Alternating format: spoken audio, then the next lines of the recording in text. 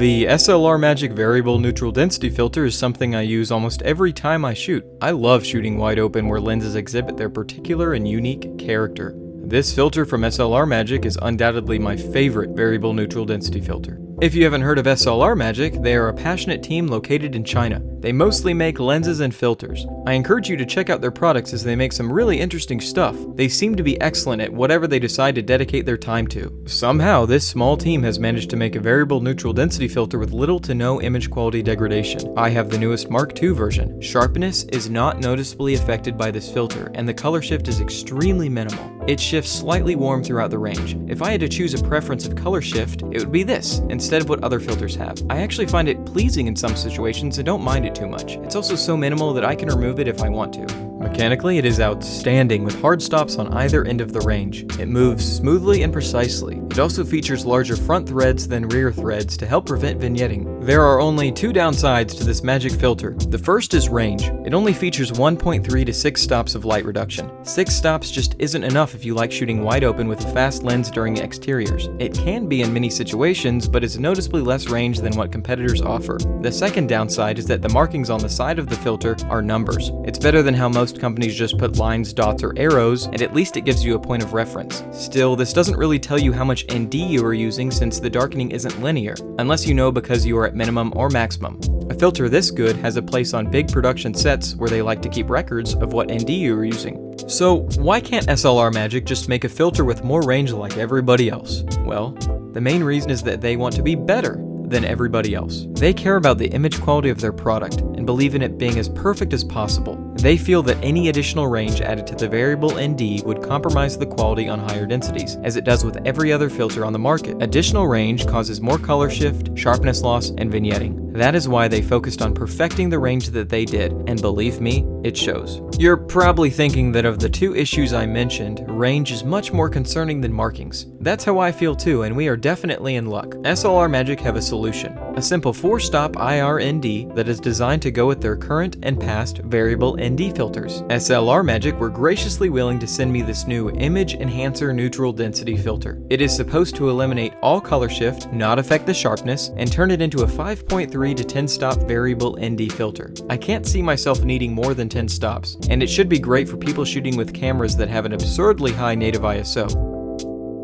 There aren't very many variable NDs that go up to 10 stops, so I am excited to test this out. First, know that you need to get this filter in the size of your variable ND's front threads. Since I have an 82mm variable ND, I needed an 86mm Image Enhancer Neutral Density filter. The filter comes in a nice plastic case, just like their variable ND. It's very thin and seems very well made. It retails for $149 and will be available shortly. My first concern is that the filter combination seems very thick. This might be a problem with wide lenses. We'll find out soon. Let's look at some tests. These tests were shot with a Sony a7S Mark II and a Nikon 20-35mm f2.8 lens. I adjusted the ISO but kept the aperture at f4. The camera doesn't have much sharpness reduction at higher ISOs, but I do think it shifts purple when you push it. This is definitely what you would call a stress test for variable ND filters, as with an ultrawide lens, large sensor, and white wall, it will show even the best filters' imperfections. First, let's look at the variable ND by itself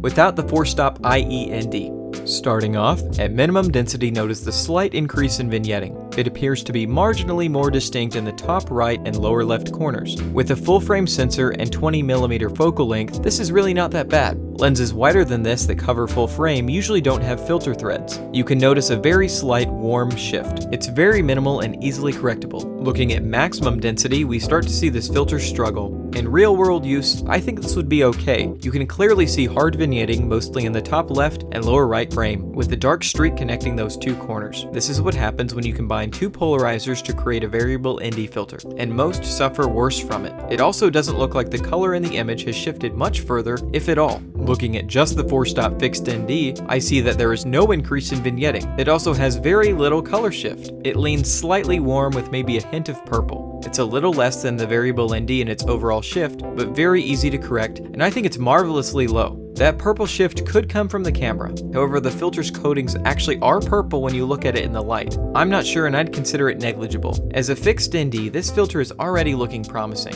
SLR Magic should be praised for making such a neutral density filter.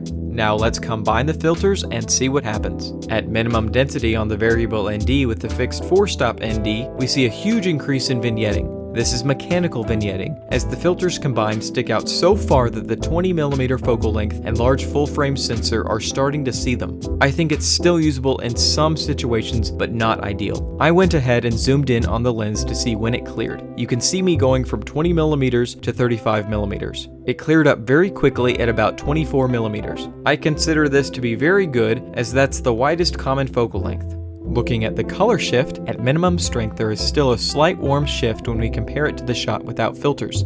The good news is, there appears to be no noticeable shift when comparing it to the shot that just has the variable ND at minimum strength. The same could be said for the variable ND at maximum with the addition of the 4-stop filter.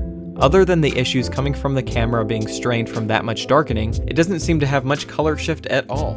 Now let's take a look at some sharpness tests. First, we see the shot with no filters at all. I'm using my Venus Optics Laowa 105mm f2 lens at a constant f4 aperture along with an A7S Mark II. It's an extremely sharp lens, and if there is any noticeable loss of sharpness, it will surely highlight it.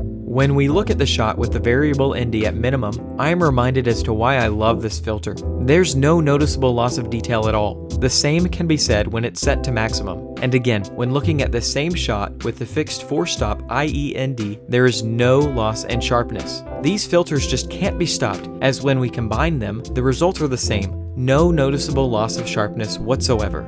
Another claim SLR Magic makes is that their IEND can actually improve the quality of other companies' variable ND filters. Generally, I found that to be somewhat true.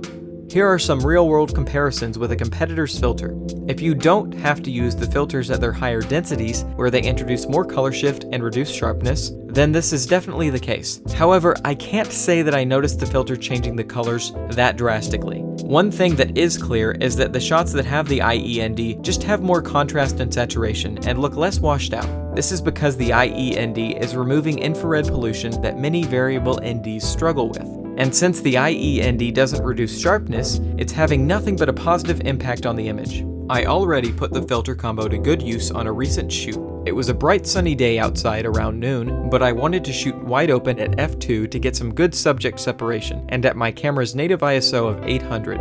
The variable ND at its maximum 6 stops just wasn't enough, so I threw on the IEND and loved the results I got. The minor inconvenience of adding another filter is completely justified by the quality you get. There are very few negatives of this filter combination, but to summarize them, you probably won't be able to shoot wider than 24mm on a full-frame sensor without seeing some mechanical vignetting. There is a slight color shift, but it is much less than what you would normally get from a 10-stop filter or any variable ND for that matter. Also, it is a very slight minor inconvenience to have to switch back and forth between adding the IEND when you want darker range and removing it when you want lighter range. It would be nice to have this quality all in one package, however that may be impossible. Neither filter noticeably reduces sharpness, and as a standalone 4-stop ND, the Image Enhancer Neutral Density filter is already worth it. Throw in its capabilities with the variable ND, and I think you've probably got the highest quality 10-stop variable neutral density filter in the world right now.